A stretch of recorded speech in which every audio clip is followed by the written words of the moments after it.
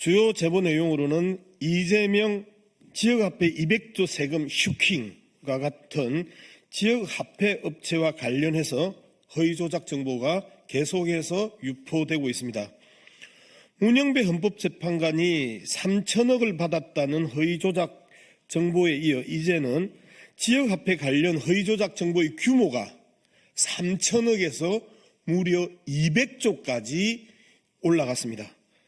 대한민국 1년 예산의 3분의 1에 해당하는 수준까지 이재명 대표가 돈을 줬거나 그 다음에 심지어 슈킹했다라는 이러한 충격적인 허위 조작 정보, 말 그대로 허위 조작 정보가 살포되고 있습니다.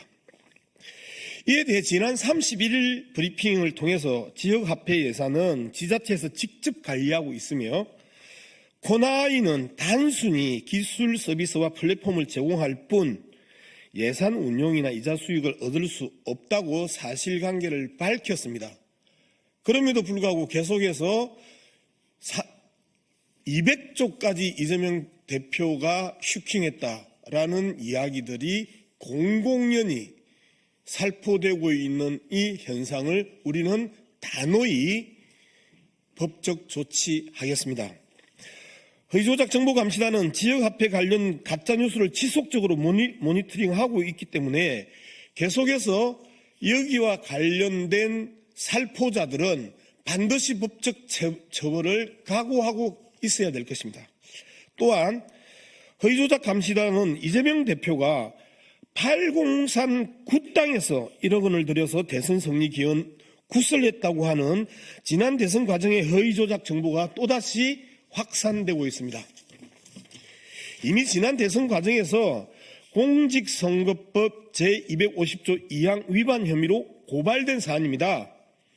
이재명 대표는 대선을 위한 그 어떤 구판을 벌인 적도 없으며 이 또한 명백한 허위 사실임이 밝혀진 내용입니다. 따라서 이와 같은 허위 조작 정보가 재확산되는 것에 대해 신속하게 우리는 법적 대응을 해나갈 것입니다.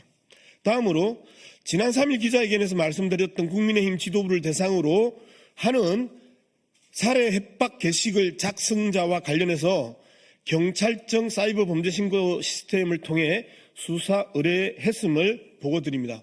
권성동, 권영세, 국힘당 두 지도부를 향해서 모든 총이 준비되어 있다. 그리고 공개적으로 이들을 죽이고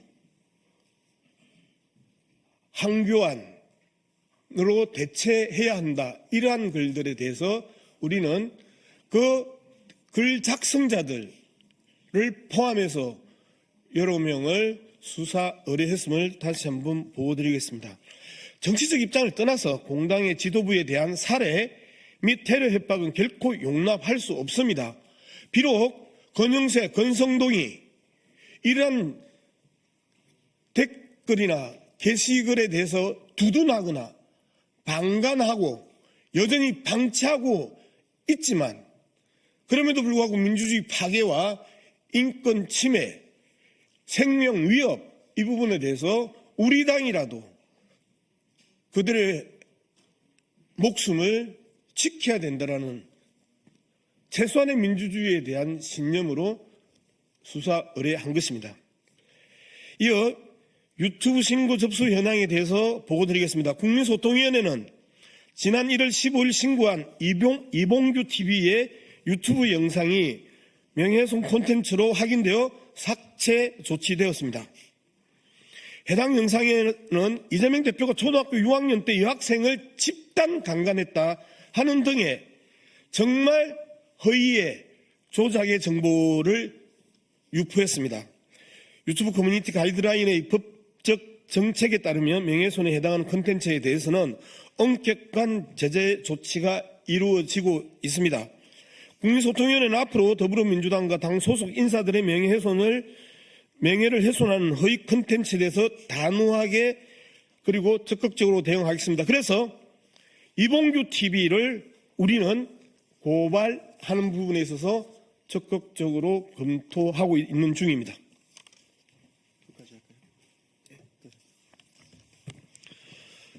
네, 다음으로는 국민의힘 거짓말 시리즈 세 번째 발표입니다.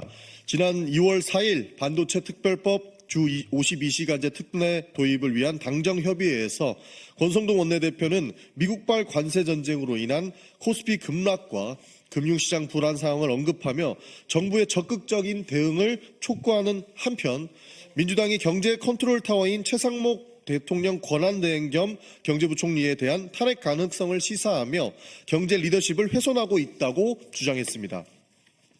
그러나 이재명 대표는 이미 국내 경제의 심각성을 인식하고 정부의 말뿐인 대응이 아닌 즉각적인 추가 경정 예산 추진과 구체적인 민생경제 활성화 조치를 요구한 바 있으며 최상목 대행이 내부의 부진의 골이 깊다고 인정하면서도 실질적인 행동이 따르지 않는 점을 강하게 비판했습니다. 이는 탄핵 협박이 아니라 정부가 국민의 삶을 지키는 데 필요한 최소한의 책임을 다하라는 요구이며 민주당은 발목 잡기가 아닌 국민을 위한 실질적인 조치를 요구하고 있는 것입니다. 또한 권성동 원내대표는 민주당이 민생 예산을 삭감하고도 추경을 요구하는 것은 모순이라고 주장했지만 이재명 대표는 민주당이 삭감한 예산이 국회의 특수활동비, 특경비, 예비비 등 불필요하고 불투명한 예산임을 분명히 했으며 이는 결코 민생 예산이 아니라고 밝혔습니다. 이러한 예산 삭감은 오히려 민생 예산에 더 집중할 수 있는 기회를 제공한 것이며 국민의힘이 이를 민생 예산 삭감으로 몰아가는 것은 명백한 거짓입니다. 권성동 원내대표는 여야가 초당적으로 협력해야 한다며 민주당의 발목 잡기를 비판했지만 정작 이재명 대표가 글로벌 통상 위기에 대응하기 위해 국회 차원의 통상특별위원회 구성을 제안했을 때 국민의힘은 협의가 부족했다는 핑계로 이를 거부했습니다. 이재명 대표는 이에 대해 협의를 하자고 제안한 것이 바로 협의의 시작 아니냐는 국민의힘의 비협조적이고 무책임한 태도를 지적했습니다. 이러한 상황에서 진정으로 발목을 잡고 있는 것은 민주당이 아니라 오히려 여당인 국민의힘이며 이재명 대표는 국민의 삶과 국가 경제를 살리기 위해 초당적 협력을 제안하고 있음에도 이를 정치적으로 왜곡하고 있는 것이라 알 수 있습니다. 국민의힘은 반복적인 왜곡과 거짓 주장으로 국민을 혼란에 빠뜨리고 있으며 정부와 여당은 이제라도 책임 있는 민생 정책으로 국민의 신뢰에 답해야 합니다.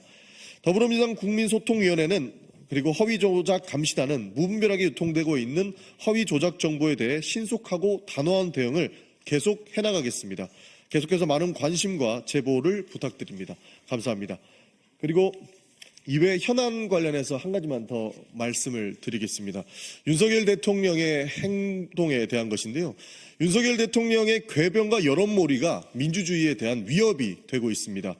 윤석열 대통령이 헌법재판소 탄핵 심판 과정에서 직접 변론에 참석하며 자신의 부하를 거짓말쟁이로 몰아가고 사실상 좌표를 찍고 있다. 이렇게 평가받고 있습니다.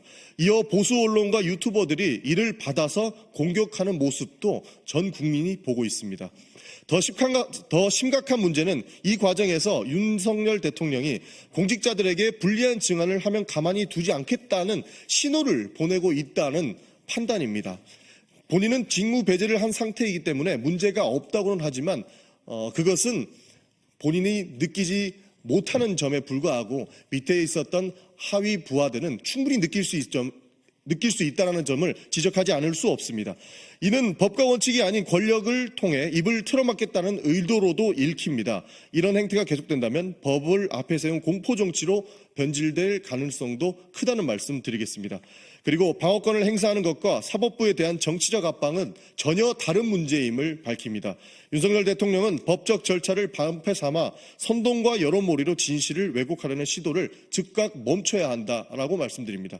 법 위에 군림하는 권력은 민주주의를 위협할 뿐이며 결국 국민의 심판을 피할 수 없을 것이다 라는 말씀을 드리겠습니다. 이상입니다.